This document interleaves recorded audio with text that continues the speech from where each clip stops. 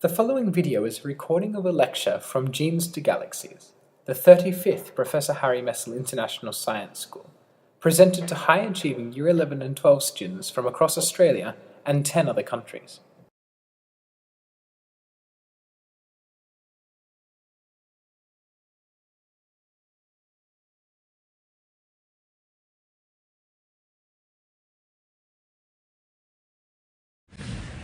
Well, it's a pleasure to talk to you all this afternoon and to see so many people here interested in the various topics you're going to hear about over the next 2 weeks. It looks like a fantastic series of talks you'll be enjoying.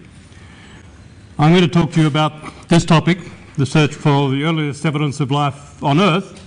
It's something I've been doing all of my career on and off, mixed up with various other things. Now, I'd like to make this as relaxed as possible, so if you feel you'd like to ask questions during my talk, I'd be very happy. Just put up your hand and we can take questions. I'll take questions as they occur to you. And then, of course, there'll be a question period afterwards.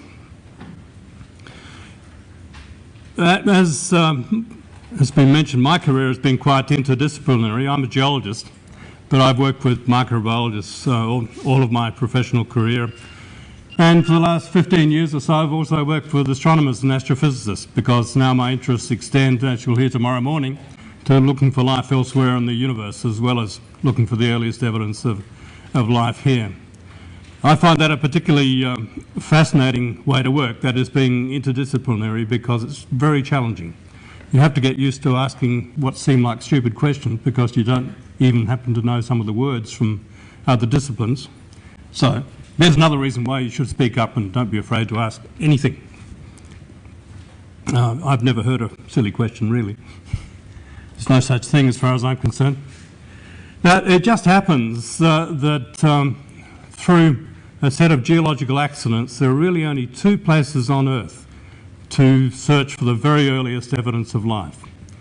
And those are both places that have rocks about 3.4 to 3.5 billion years old, and one is in Western Australia and the other is in South Africa. And so partly because of that and because of other sort of geological accidents, Australian geologists have a long record of looking at the early history of life. And I was brought up in that tradition. But let's put this in a broad perspective.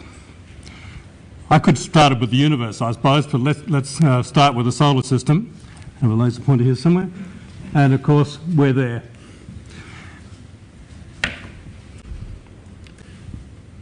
Bit closer, but still just one of the 4 rocky planets of the solar system. And tomorrow, I'll be talking about this one.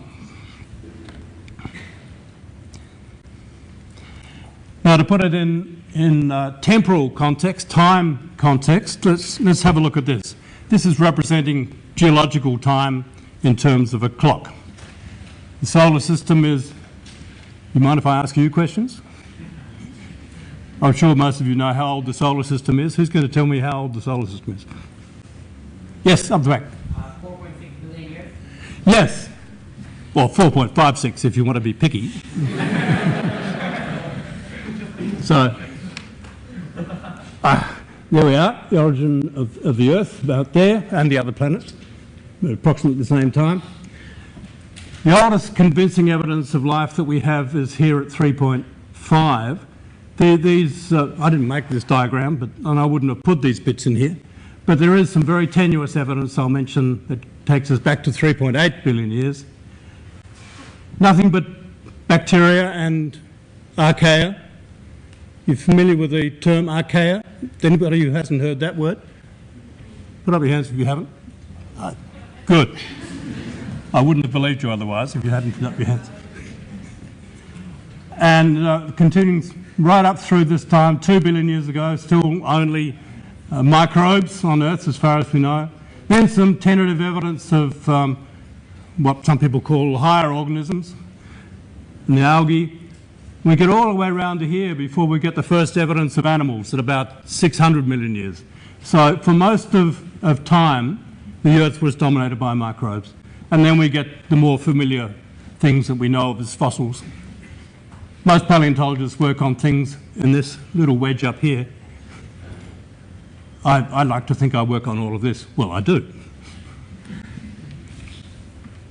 So there's the time context. Now, one last context slide, and this one's very busy and it's got a lot of stuff on it. Here's the time scale down at the bottom from the origin of the Earth up to now. Let's look at one thing, the amount of carbon dioxide in the atmosphere. This is what we're worrying about at the moment, this blip here, and the effect it has as a component of the greenhouse effect. But in the past, there was very much more carbon dioxide in the atmosphere than at the present time, and we can talk about that later if you'd like me to. But the rock record starts at about here at 3.8 billion years. So it's only this part of the record that we really have a lot of evidence for. This early part is mostly inferred in various ways. I'll come back to this slide at the end and explain some of these other things, particularly the history of oxygen in the atmosphere. The early oceans might in fact have been hot, though the evidence for that is not very strong. But we know by about this time, 2.2 billion years ago, the Earth had cooled down enough that there could be glaciation. There were ice ages at about this time, maybe even a little bit earlier than that. And there were very severe ice ages at about 700 million years ago and 600 million years ago, far more severe than our recent and current ice ages. At these two times, in fact, the ice extended almost to the equator of the Earth. So almost the whole Earth was frozen over for some relatively brief period of time. We don't know exactly how long, maybe 10 billion years, something like that. So there's another bit of context to keep in mind. Remembering that particularly we're going to be talking about this time interval when there was little or no oxygen in the atmosphere. That's another point I should make now. I said little or no. The fact is it's very hard for us to tell as geologists looking at rocks just how much there was. We can't look at something and say that there was 1 part per million of oxygen in the atmosphere because of this sort of mineral and that sort of rock. We have to make inferences from a wide range of sources of information. But in general, we can say that there was little or no oxygen in the atmosphere in this period that I'm going to talk about.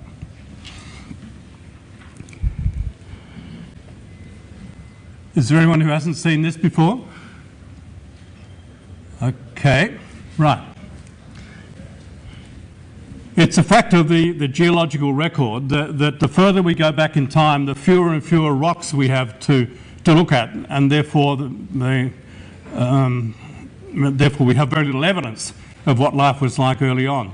So we have another way of looking at the early history of life, and that's this diagram, the so-called universal tree of life, as biologists like to call it. In my opinion, this is one of the great achievements of science of the last century. This science of molecular biology started about 30 years ago, in looking at the detailed chemistry of the genetic molecules in all current life, and using the details of that chemical composition of the DNA and the RNA to infer the relationships of all current forms of life. And in doing that, to build up this family history of all life. So these organisms are selected to be representative of all life on Earth at the present time. And when you do that, when you make that sort of chart, a number of things appear. Firstly, there are 3 great groups. Now, the bacteria, we've all got a sort of a feeling for what bacteria are. The archaea, these organisms I mentioned a few minutes ago, and you said, some of you said you didn't know about. Well, that's quite understandable, because the archaea have really only been recognised in the last, well, 10, maybe 20 years. They used to be thought of as bacteria, but they're chemically quite different, in fact profoundly different. So they're separated off as a separate superkingdom or domain, as biologists call them. So we have these 2 domains of microbes. And the third domain, the eukarya, these organisms are characterised by having a nucleus. These organisms don't have their DNA or RNA or DNA in nuclei, whereas these organisms do, and these have sexual reproduction, whereas these don't. Now, everything on this chart is microscopic except those organisms represented by these three little twigs here. These are macroscopic organisms, so we can see them with the naked eye. And these represent all macroscopic life on Earth now. All the rest of life on Earth is microscopic. It's telling us the same as that biogeologic clock that I showed you at the outset, and that is the rock record shows us quite clearly that through most of time on Earth, life is microscopic. And in fact, looking at modern organisms, we get the same picture, that most life still is microscopic. Zea, that's maize or corn. Homo, that's us. Coprinus, that's mushrooms. You'll note that mushrooms are close relatives of us. It's indisputable. No, there you are. It's fixed. And so everything we think of as being a familiar form of life is represented by these three little twigs. And so I like to keep this in mind when I'm looking at the rock record, because it provides us with a very powerful predictor of what we would expect there to have been on the early Earth. These sorts of organisms, and some of these, but not these. And in fact, that's what we see. Now, there's another thing that's particularly interesting about this. The origin of life is somewhere here. And if we look at the organisms closest to those, the origin of life, these organisms in these twigs and these twigs, well, notice this. These ones are called Thermotoga, Thermomicrobium, Thermus, Thermococcus. You're getting an impression of what that might mean from the Latin? These are all heat-loving organisms. Many of them are what are called hyperthermophiles. They live at more than 80 degrees centigrade. Does anybody know what the upper temperature limit for life might be? Any suggestions? Yes, at the back. Is it about 103 degrees? Bit more? Any advances on 103? Yes? 104.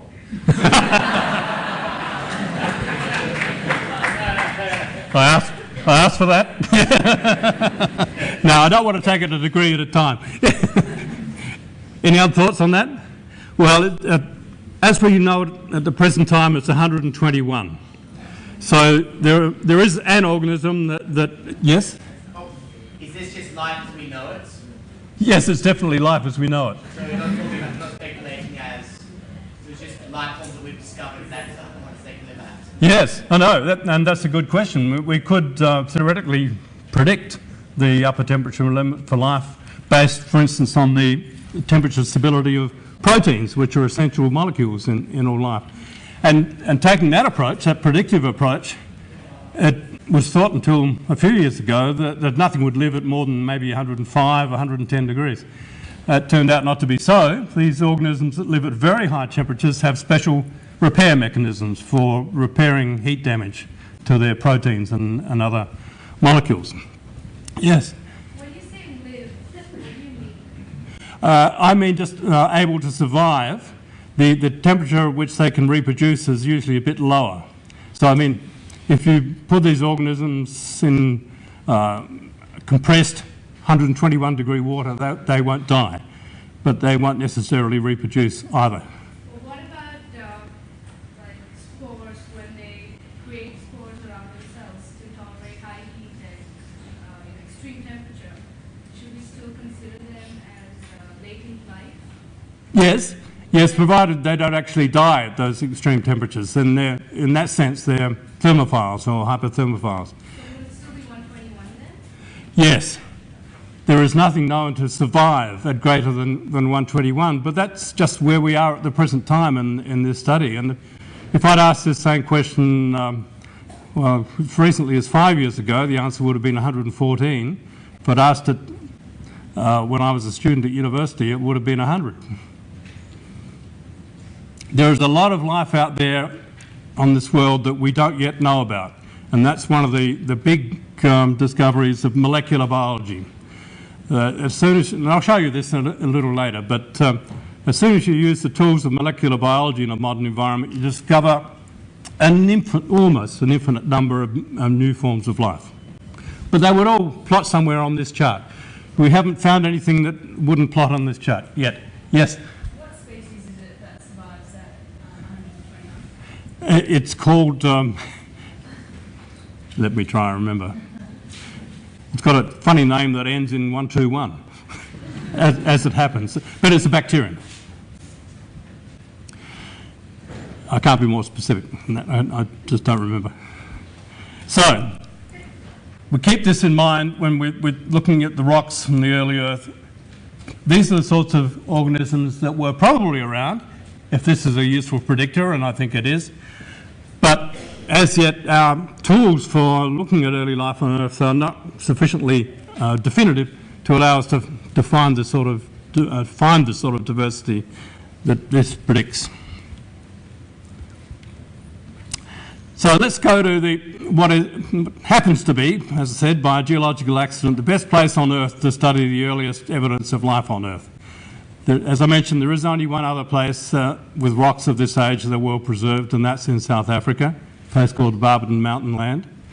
But the rock record here, which is up, there's the west coast of Australia, and we're looking at this area in here, in this larger map, and there's a 100-kilometre scale. The rocks in here are up to 3.55 billion years old. All those stars indicate where there are, from my point of view anyway, convincing fossils. Now again, this is a very controversial field of research at the present time, and some of the things that I'm going to show you and tell you are evidence of life are interpreted differently by other people who say that they're not evidence of life at all, and they're not fossils, in fact, in a few cases. However, I'm now happy to follow on that line of reasoning if you'd like to question me about it. What I'm going to give you is my best interpretation of these fossils. And everywhere where there's a star there is good evidence of life at 3.3 to 3.5 billion years ago. So quite a lot of places. And it's interesting to know some of the history of this. I was one of the people who described the first fossil to be found in rocks 3.5 billion years old, and that was back in 1980. And there was only one fossil, literally one fossil. That was all that was known from this whole region in 1980 in rocks of that age. And simply because there was only one of them, people were very sceptical about, or other scientists were very sceptical about interpretations. It's saying a lot. You have the oldest evidence of life, and you only have one fossil to stake that claim with. Since then, the last 30 years, these stars give an indication of what has happened. Now people find these things all over the place. They're turning out to be quite abundant. And that's just the nature of this sort of science. That's what the country looks like out there. It's very dry, semi-desert country, about 250 millimetres of rain a year. This is very spiky grass called spinifex. It has little siliceous spines in the ends of the leaves, and they stick in your legs when you do geological fieldwork around there. And these layers are volcanic lava flows and interlayered sedimentary rocks, 3.5 billion years old. So that's the sort of work that, sort of area we work in when we go out there. I've had a number of students working out there over the last few years, and that will continue. There's a lot we don't know about what's out there. Now, how do we set about finding evidence of life in these rocks? Well, I'm going to introduce you to a series of different techniques at different times during this talk. And firstly, I want to talk about an isotopic technique using carbon isotopes. Excuse me for a minute. I think I'm shouting and wearing out my voice quickly.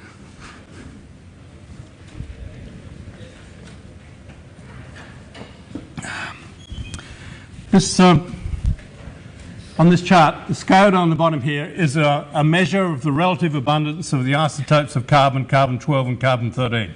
There's some carbon-14 as well, but that's not a stable isotope. Carbon-12 and carbon-13 are. So just take this as a measure of the relative abundance. And on this scale, Carbon dioxide in the atmosphere is at about +7. Bicarbonate in the dissolved CO2 and bicarbonate in the oceans is about or 0 approximately on this scale. In the processes by which carbon is taken up by cells and converted into organic matter, carbon-12 is preferentially used. So, as shown here, fresh organic matter has a quite different isotopic composition from the starting carbon dioxide or bicarbonate. Now, this fresh organic matter, the organisms, can die and get buried in the sediment. So this isotopic signal can be preserved in the sediment, and this isotopic signal is preserved because it becomes the carbonates in the oceans. Or if you metamorphose, cook them up in the Earth's crust, you get marble. So this isotopic differentiation is preserved in the rock record, and we can look for that in rocks as we go back in time. We find the organic matter, the degraded, say, bacteria or archaea, whatever they might happen to have been, preserved in the rocks, sometimes quite abundantly, and we find lots of carbonates precipitated from the oceans. So we can look for that signal. And if we do that, here's what we see. Now here we have a time scale on this axis here, back to 4 billion years. Here we have the isotopic scale, as on the previous slide, with the carbonates precipitated from the oceans. Here's now around about 0 on this scale, whereas the degraded organic matter in the sediments is down here at about -25. And we can trace that signal back to 3.8 billion years, maybe. A lot of scatter in the organic part of it. This part back here at 3.8 billion years is very difficult to interpret and a bit dubious. This is, some people would contend, the oldest evidence of life on Earth in rocks 3.8 billion years old in Greenland. I'm not convinced of that for various reasons, but from 3.5 billion years on up, there's a convincing record of that biosynthetic fixation of carbon in organic matter.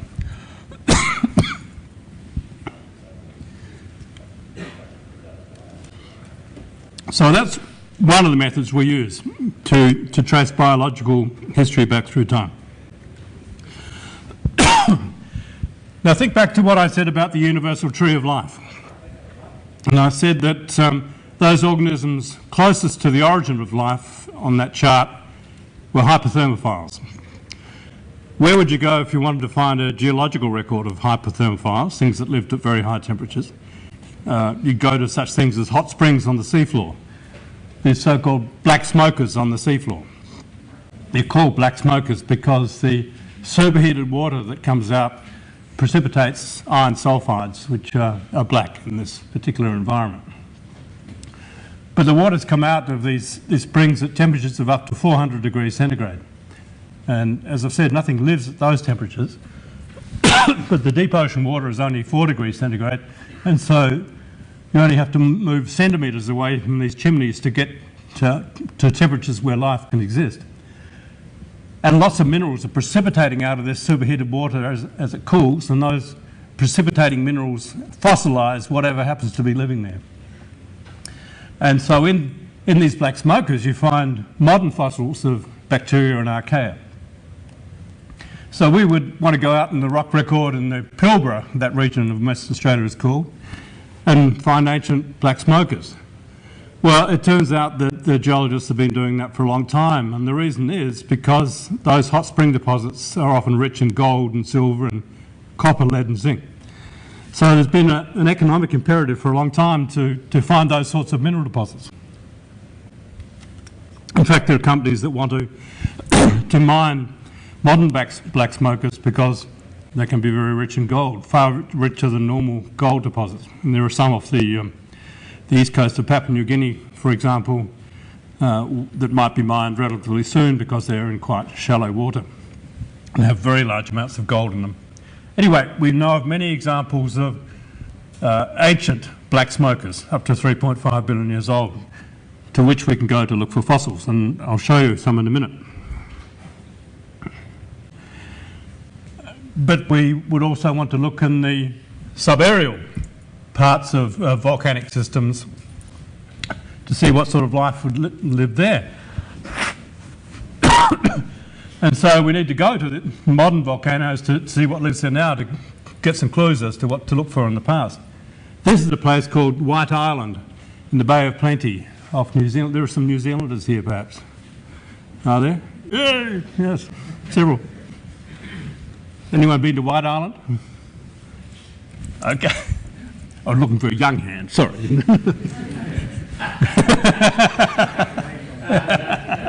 Don't mean to be ageist.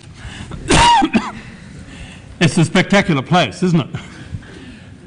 That volcano was about 5 kilometres in diameter, and the middle of it has collapsed. The magma chamber underneath the volcano at one stage cooled a bit and shrank, and it collapsed to form what is called a caldera. This crater is called a caldera.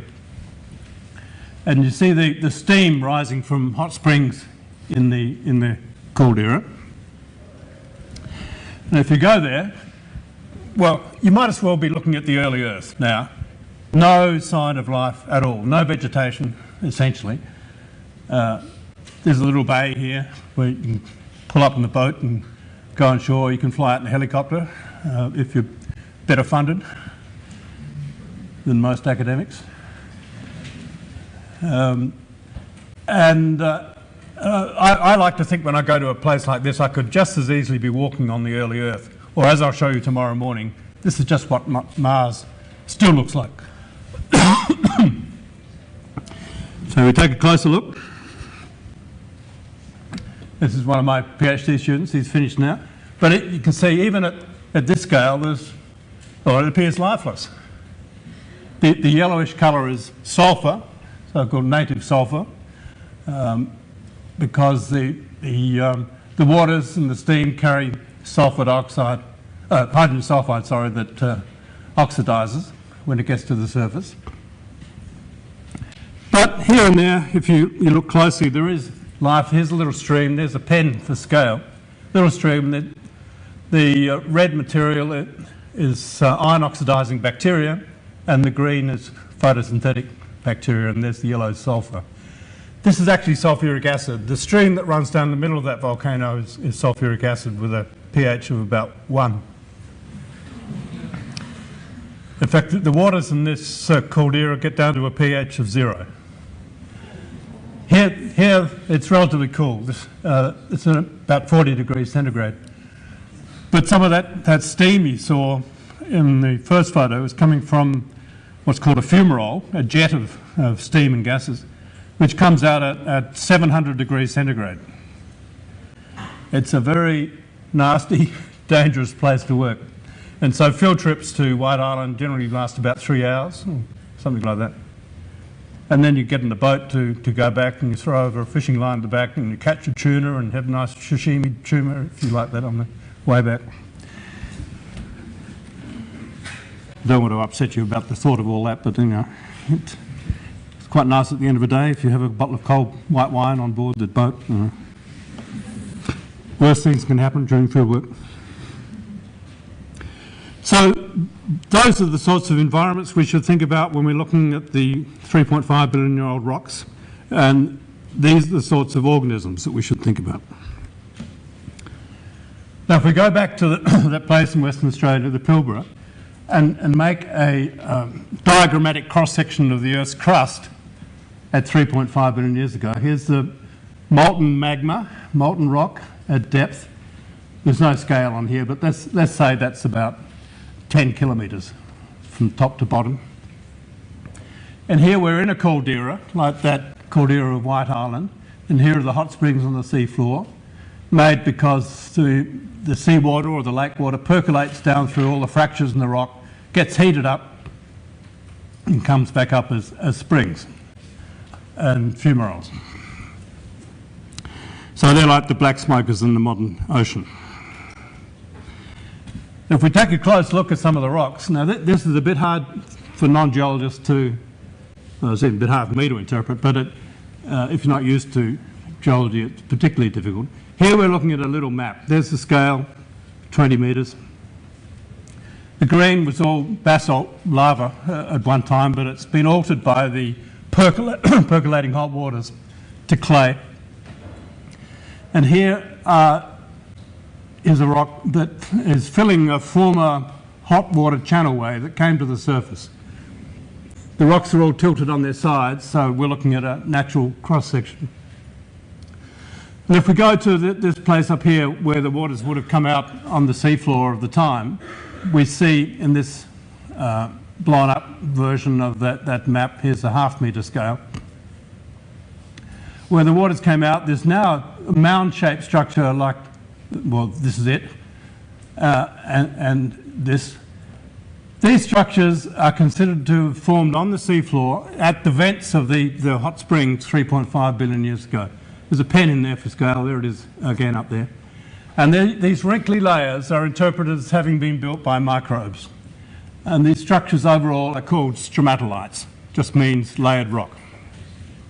Now, it's very difficult to prove that these structures were made by organisms, but I'll show you I'll explain to you the logic in a moment.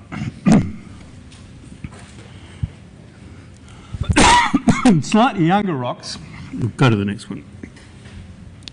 The slightly younger rocks, 3.43 billion years old, there's a 10 centimetre scale. Again, well, here is a natural section perpendicular to the layers in the rock, sedimentary layers, and here's looking down on the tops of the layers. We see, again, these structures called stromatolites that would have looked like this in the upper left-hand corner when they were forming, like little rocket nose cones on the seafloor. And we see a series of reconstructed sections through the Earth's crust at the time. This was what we would call now a continental shelf, such as offshore from Sydney, relatively shallow water. And in these rocks we can find former sea cliffs and boulder beds that formed at the base of the cliffs. Then layers of these structures, stromatolites. This is work by a student of mine recently, well, she finished about 3 years ago. Went straight off to get a job with NASA in Pasadena, thinking about finding the same sorts of things on Mars. So you can have fun doing this and get paid at the same time. So these we interpret, as I say, as microbial deposits that formed on the seafloor. And in this case, nothing to do with volcanoes, a completely different sort of environment. How do we know that those structures were built by microbes? Well, we're in the fortunate position here in Australia of being able to go to this place on the west coast. This is Shark Bay in Western Australia.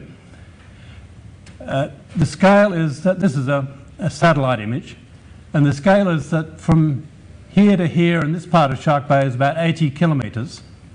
We're about halfway up the coast of Western Australia. So that's 80 kilometres. This part of Shark Bay, this embayment, is called Hamlin Pool, but it's a mighty big pool. It's 80 kilometres long by nearly 20 kilometres wide. And it has, at the mouth of the bay, a very, very shallow sandbar with seaweed on it, which restricts the flow of seawater from the Indian Ocean out here into the bay. This is semi-desert, so the rate of evaporation here is extremely high, and it has concentrated the salt in here, so that the water in here is about twice as salty as normal seawater. It's hypersaline. That hypersalinity keeps out most of the sorts of organisms that in other places graze on microbes as their source of food. So this has become a sort of a microbial heaven in which microbes can dominate the environment. In that respect, it resembles the early Earth. And so in thinking about those stromatolites in the Pilbara region, which is about 500 kilometres north of here, we can come down to here, to Shark Bay, Hamlin Pool, and study this environment to see what we can learn. And if we were to stand on the beach in one part of Hamlin Pool, we'd see all these dark masses, microbial mats, we call them. These are particular sort of stromatolite that's forming now. To describe how they form in a minute. And this is sand. It happens to be calcium carbonate sand.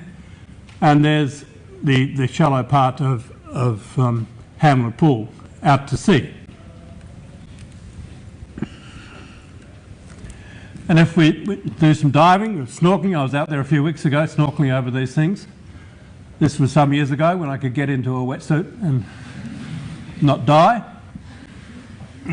We find quite large rocky structures that are actually being built now by layers of microbes.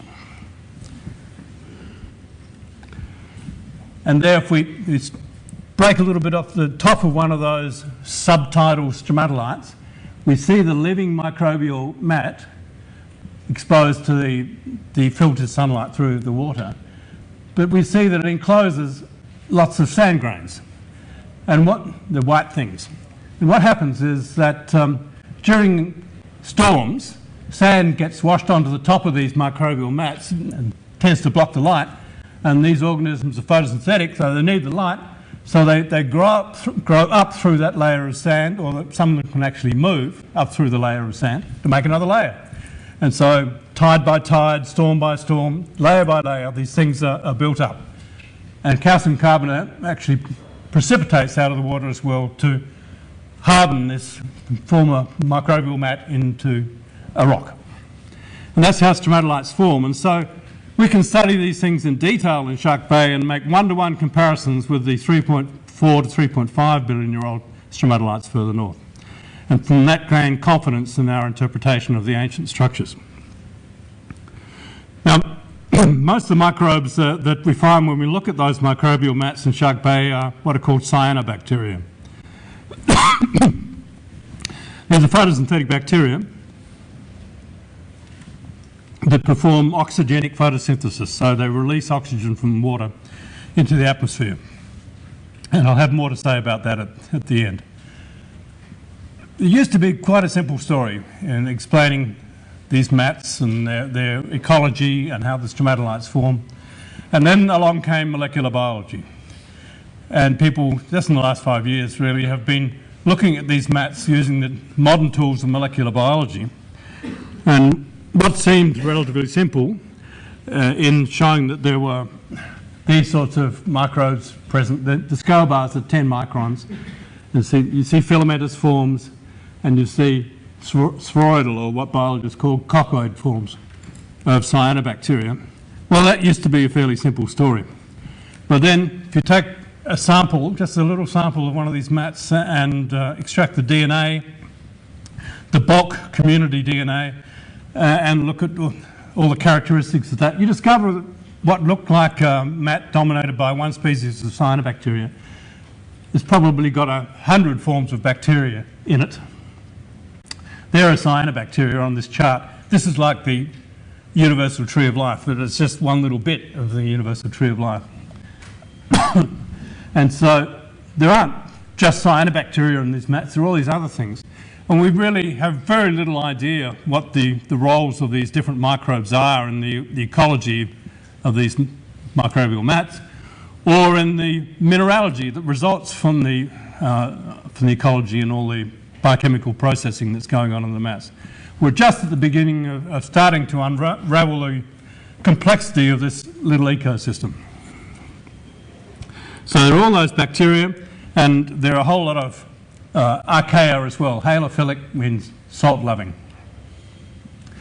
So these communities, even though they're microscopic, are enormously diverse, and they're doing a lot of chemistry, and we don't know very much about their chemistry at the present time, which makes it correspondingly difficult to make very specific interpretations of the ancient fossils, because we have so much to learn about the modern examples that we use as analogues. But if we go back to the rock record, we do in fact find some fossil microbes. I've shown you before that we have the stromatolites, the layered rocky structures. Well, within and nearby some of those, there are preserved filamentous microbes. Now these things look pretty scrappy. What you're looking at here are thin slices of rocks. Geologists call them thin sections. thin enough so that light can be shone through the slices of rock, and we can make observations with light microscope. Here's the scale, 10 micrometers. And the dark material is degraded organic matter, outlining a form of microbial filament. It's like the history of stromatolites, where I said there was only one known for a long time, and now they're everywhere. These were the only ones known about 1983, and now thousands of examples are known. And they come in various shapes and forms: filamentous forms, coccoid forms, dividing cells, so it seems. There are the scales again, 10 microns. But the morphology of microbes doesn't tell us much about their physiology or biochemistry. It's good evidence that there was life, though even these are disputed by some people who say that they could be chemical precipitates. I think there's good evidence that they're not, but nonetheless there is a debate in the modern scientific literature about that. But as I say, the morphology doesn't tell us much, so we try other techniques to learn something about what they might have actually been doing in life. We can at least demonstrate that they're made of organic matter. We could crush up the rock and dissolve it in acid to find the organic matter, and that is done, and the isotopic composition is measured, as I mentioned.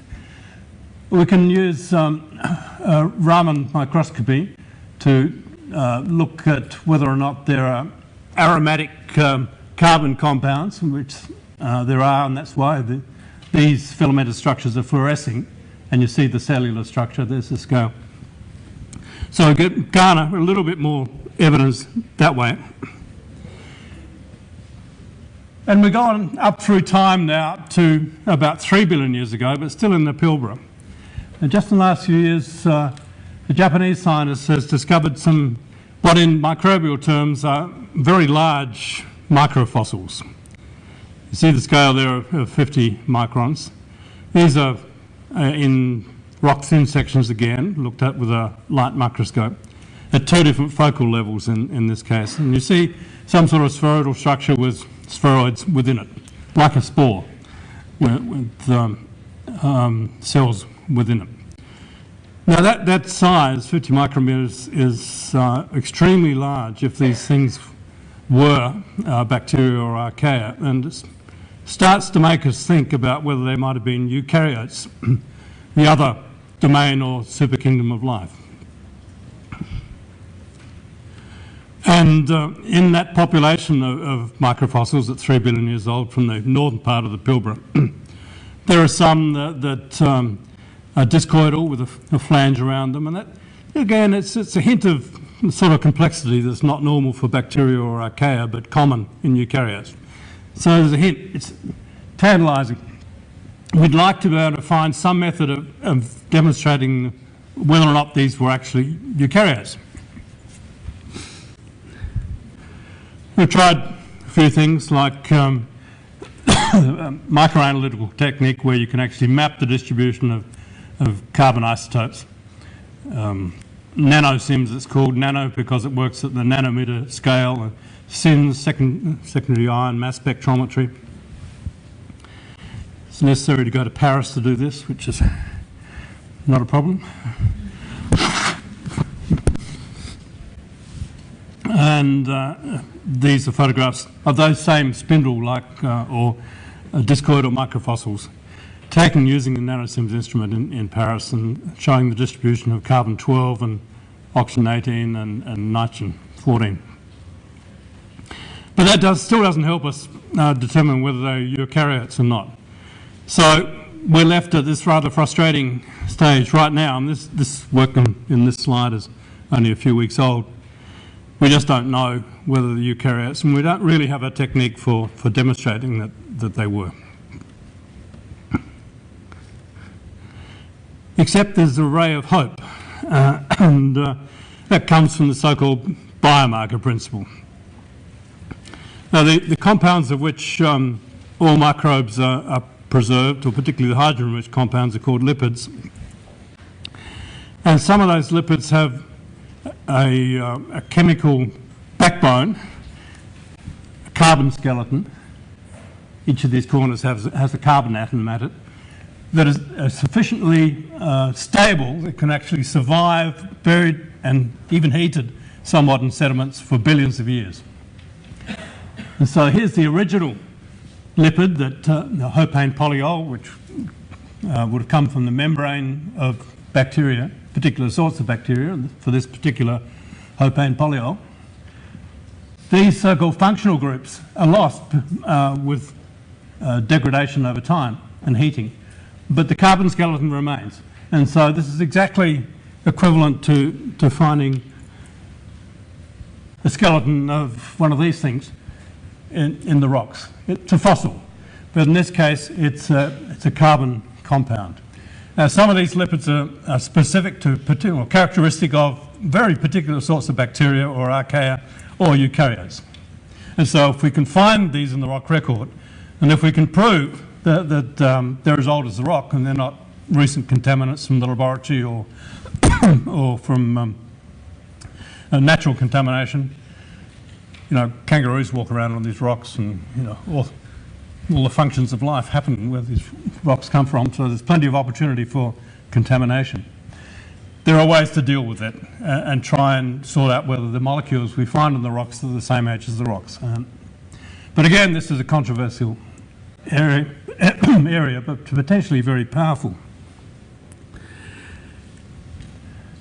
And if we do that with 2.7 to 2.8 billion year old rocks from the Pilbara region, we find a suite of what are called steranes. These are derived from sterols, which come from the membranes of eukaryotes. We find a suite of steranes in those rocks, and we find a suite of hopanes that come from hopane polyols from the membranes of bacteria. And so we can say quite specific things. These 2-alpha-methyl hopanes are derived from 2-alpha-methyl hopane polyols, which are characteristic of cyanobacteria. And so here we have, in these 2.7 to 2.8 billion year old rocks, in the form of carbon compounds, evidence for the presence of cyanobacteria at that time. Now, what we'd like to do is to apply that same technique to these 3 billion year old possible eukaryotes, but there are so few of them, there's so little organic carbon, that it's beyond the present resolution of any analytical instruments at the moment.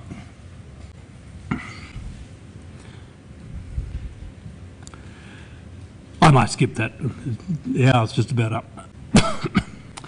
So that's our view of what the early Earth looked like. This is quite a well-known artist's interpretation of the early Earth.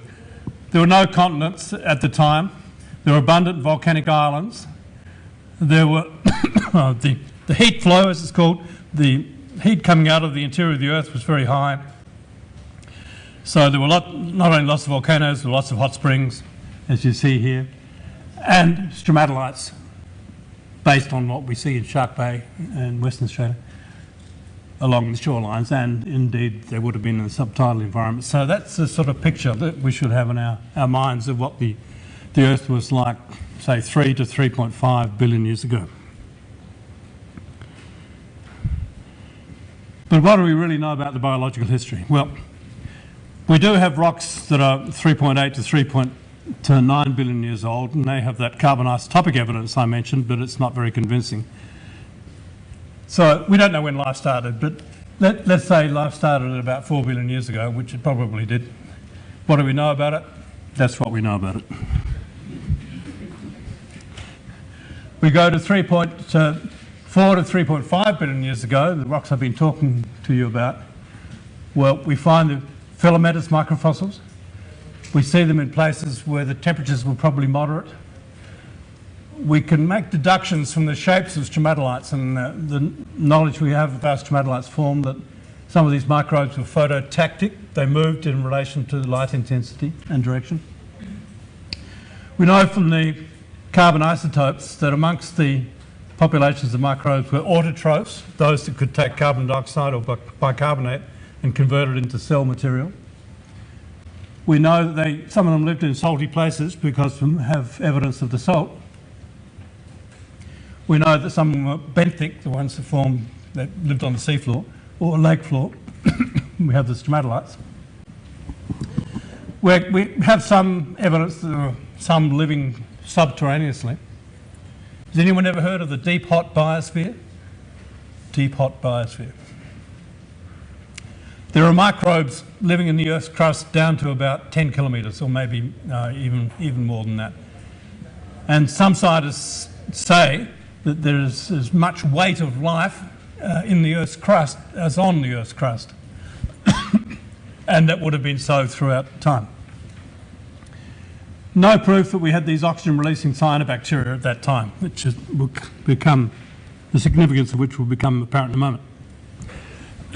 So we can go through this, and that's what I think we know about 3 billion years ago. Maybe there were planktonic, floating eukaryotes, those enigmatic microfossils I mentioned too.